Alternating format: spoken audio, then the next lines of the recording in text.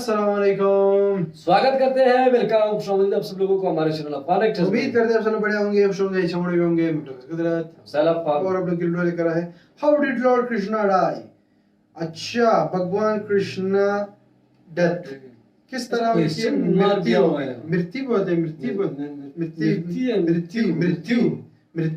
मृत्यु हाँ इस तरह कुछ सही है ना, मृत्यु तो किस तरह हुई है इसके बारे में वीडियो है। हम लोग थोड़े कंफ्यूज इसके बारे में लास्ट में बात करेंगे, बट पहले आप लोग हमारे साथ वॉच करो वीडियो को। पहले भी बनाया था कि ये कैसे मतलब वो गार्ड बन गए नहीं, वो जो हाँ बनाई थी लॉर्ड कृष्णा। हाँ तो ये मैं थोड़ा सा कंफ्यूज हूँ, कुछ सवाल है तो मैं लास्ट में पूछूंगा। आप लोग भी हमारे साथ वीडियो वॉच करो लास्ट तक। वॉच करने से पहले हमारे चैनल को जरूर सब्सक्राइब कीजिए। साथ मुझे बेल आइकन है उसे भी दबाइए। लाइक जो क्या करें, अगर मैं सोशल फॉलो नहीं किया प्लीज फॉलो ऑन इंस्टाग्राम, आप लोग को लिंक डिस्क्रिप्शन में मिल जाएगा, आप लोग चेक कर सकते हैं। Let's start. Okay Shri start. Krishna भगवान विष्णु के पूर्ण अवतार थे। महाभारत के अनुसार श्री कृष्ण एक अति बलशाली अलौकिक योद्धा थे। इस वीडियो में हम भगवत पुराण और महाभारत का संज्ञान लेकर जानेंगे कि उनकी और बलराम जी की मृत्यु कैसे हुई थी और मृत्यु उपरांत उनके शरीर का क्या हुआ। आगे बढ़ने से पहले अगर आप हमारे चैनल पर नए हैं तो चैनल ओम गणपति को सब्सक्राइब अवश्य करें। अगर वीडियो अच्छा लगे तो शेयर भी कीजिए। हम इस प्रकार के रोचक वीडियोस लाते ही रहते हैं। प्रद्युम्न, संभ और अनिरुद्ध के मारे जाने के उपरांत श्री कृष्ण अपने बड़े भाई बलराम जी से मिलने के लिए निकले, जो उस समय जंगल के बाहरी छोर पर विराजमान थे। बलराम जी ने समुद्र तट पर बैठकर एकाग्र चित्त से परमात्मा का चिंतन करते हुए अपने आत्म स्वरूप में ही स्थिर कर लिया और मनुष्य शरीर छोड़ दिया। श्री कृष्ण ने वहाँ देखा कि बलराम जी योग मुद्रा में लीन हैं और तभी उनके मुख से एक विशाल काय सर्प निकला जिसके 1000 सिर थे। वह पर्वत जितना बड़ा था। श्री कृष्ण ने उस सर्प को समुद्र में जाते हुए देखा। बलराम जी के प्राण त्याग देने के उपरांत श्री कृष्ण जानते थे कि अब सब समाप्त हो चुका है। वह कुछ देर वन में विचरते रहे और फिर वह एक पीपल के पेड़ के तले जाकर चुपचाप धरती पर ही बैठ गए। श्री कृष्ण ने उस समय अपना चतुर्भुज रूप धारण कर रखा था और समस्त दिशाओं को अंधकार रहित प्रकाशमान कर रहे थे। उस समय भगवान अपनी दाहिनी जांघ पर अपना बायां चरण रखकर बैठे हुए थे। उनका लाल लाल तलवा रक्त कमल के समान चमक रहा था। तभी वहां से जरा नामक एक बहेलिया गुजर रहा था। उसे दूर से श्री कृष्ण का लाल लाल तलवा हिरण के मुख के समान जान पड़ा। उसने उसे सचमुच हिरण समझकर उसे अपने बाण से भीन दिया। जब वह पास आया तब उसने देखा कि अरे ये तो चतुर्भुज पुरुष हैं। अब तो वह अपराध कर चुका था, इसलिए डर के मारे कांपने लगा और श्री कृष्ण के चरणों पर सिर रखकर धरती पर ही गिर पड़ा। उसने कहा कि हे मधुसूदन, मैंने अनजाने में ये पाप किया है। कृपया आप मेरा अपराध क्षमा कीजिए या आप मुझे अभी के अभी मार डालिए, क्योंकि मर जाने पर मैं फिर कभी आप जैसे महापुरुष का ऐसा अपराध ना करूंगा। इस पर श्री कृष्ण ने कहा, हे जरे तू डर मत, ये तो तूने मेरे मन का ही काम किया है। जा मेरी आज्ञा से तू उस स्वर्ग में निवास कर जिसकी प्राप्ति बड़े बड़े पुण्यवानों को होती है। इसके बाद श्री कृष्ण का सारथी दारुक उनके स्थान का पता लगाते हुए वहां पहुंचा। उन्हें देखकर दारुक के हृदय में प्रेम की बाढ़ आ गई और नेत्रों से आंसू बहने लगे। वह रथ से कूदकर भगवान के चरणों में गिर पड़ा। वहां दारुक के सामने ही भगवान का गरुड़ ध्वज, रथ, पताका और घोड़ों के साथ आकाश में उड़ गया। उसके पीछे पीछे भगवान के दिव्य आयुध भी चले गए।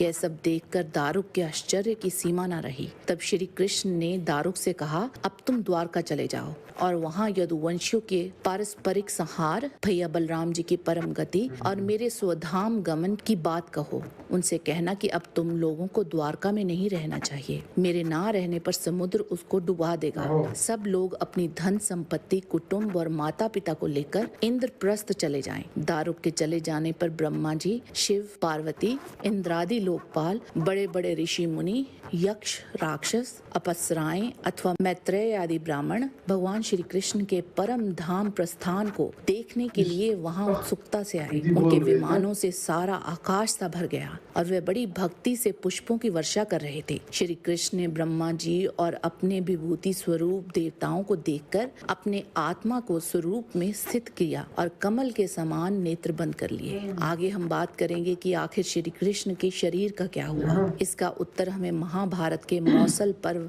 अध्याय 7 में मिलता है। बलराम जी और श्री कृष्ण के प्राण त्यागने के उपरांत अर्जुन द्वारका पहुंचे थे। वहां पहुंचकर वह मंत्रियों से बोले कि मैं वृष्णि और अंधक वंश के लोगों को अपने साथ इंद्रप्रस्थ ले जाऊंगा, क्योंकि समुद्र अब इस सारे नगर को डुबो देगा। इंद्रप्रस्थ में चलने पर यह श्री कृष्ण पौत्र वज्र तुम लोगों के राजा बनाए जाएंगे। अर्जुन ने श्री कृष्ण के महल में ही उस रात को निवास किया। वह वहां पहुंचते ही सहसा महान शोक में डूब गए। सवेरे होते ही वसुदेव जी ने अपने चित्त को परमात्मा में लगाकर योग के द्वारा उत्तम गति प्राप्त की। वसुदेव जी को अपने जीवन काल में जो स्थान अति प्रिय था वहीं ले जाकर अर्जुन ने उनका दाह संस्कार किया। धर्म कृत्य पूर्ण कराकर अर्जुन उस स्थान पर गए यहाँ वृष्णियों का संहार हुआ था। उस भीषण मारकाट में मरकर धराशायी हुए यादवों को देख अर्जुन को बड़ा भारी दुख हुआ। उन्होंने ब्रह्म शाप के कारण एरका से उत्पन्न हुए मूसलों द्वारा मारे गए यदुवंशी वीरों को बड़े छोटे के क्रम से सारे समयोचित कार्य संपन्न किए। तदंतर विश्वस्त पुरुषों द्वारा बलराम जी और श्री कृष्ण के शरीरों को खोज कराकर अर्जुन ने उनका भी दाह संस्कार किया। अर्जुन उन सब के प्रेत कर्म विधि पूर्वक संपन्न करके तुरंत रथ पर आरूढ़ हो 7वें दिन द्वारका से चले गए। आज के वीडियो में बस इतना ही। जाने से पहले लाइक बटन जरूर दबा दें और वीडियो अच्छा लगा है तो शेयर कीजिए। आज से फिर मिलते हैं एक और वीडियो के साथ। अच्छा भाई, तो ये थी वीडियो जो कि लॉर्ड कृष्णा की हम लोगों ने पहले भी वीडियो बनाई थी कि वो कैसे मतलब वो जब बचपन में वीडियो थी जब उसकी जन्म हुआ फिर उसको कैसे पता चला कि वो मतलब वो भी गॉड है। नहीं जो वो छोटा सा जो बनाया हुआ था हिंदी में जो कहते हैं अवतार, मतलब वो अवतार में मतलब ये गॉड।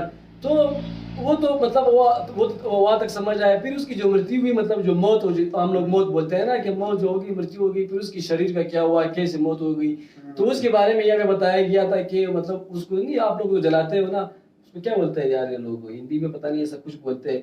तो ऐसा ही करने का मतलब यहाँ पे भी वही सब कुछ बताया था। लास्ट में बताया था कि कौन आया वो किसका नाम है बारे में कमेंट में जरूर बताना इसके बारे में, क्योंकि काफी खट्टर वाली हिंदी इसमें बोल रहे थे, हमें इसमें समझ नहीं आया। बट ये था अच्छा वो बात तो है। मैं पहले भी बोला कि मुझे कुछ सवाल है। अब यहाँ पे जो है क्या हुआ कि लॉर्ड कृष्णा की डेथ हुई, ये अभी आप लोग मुझे इसके बारे में थोड़ा सा थोड़ा गाइड करें। कैसे हो सकता है कि गॉड की डेथ हो सकती है? How is this possible? God तो पूरी वर्ल्ड को बनाने वाला है, जिसने पूरे वर्ल्ड को बनाया हुआ है, जिसने पूरे जो यहाँ पे जो लिविंग थिंग्स रहते हैं उनको बनाने वाला होता है। तो वही चीज दूसरी बात ये है कि ऐसे क्वेश्चन में पूछ रहा हूँ ना कि देखो हिंदुइज्म में हर चीज के अपने अपने गॉड होते हैं, मतलब पत्थर हो चाहे मतलब सब कुछ जो हम लोग यूज करते हैं, हम लोगों ने अपने आंखों से देखे मतलब हर चीज की।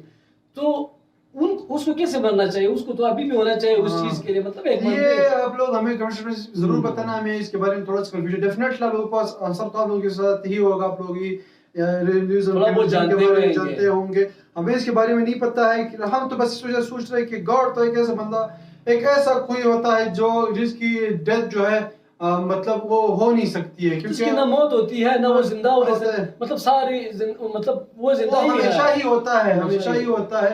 इसके बारे में आप लोग हमें कमेंट में जरूर बताना। इसके बारे में थोड़ा सा गाइड कर देना हमें। हमारी बातों में डेफिनेटली कोई ऐसी बात हम लोगों ने की हुई जिससे आप लोगों को बता कि नहीं आप लोगों ने ये बात गलत की हो, आप लोग कमेंट में जरूर बताना।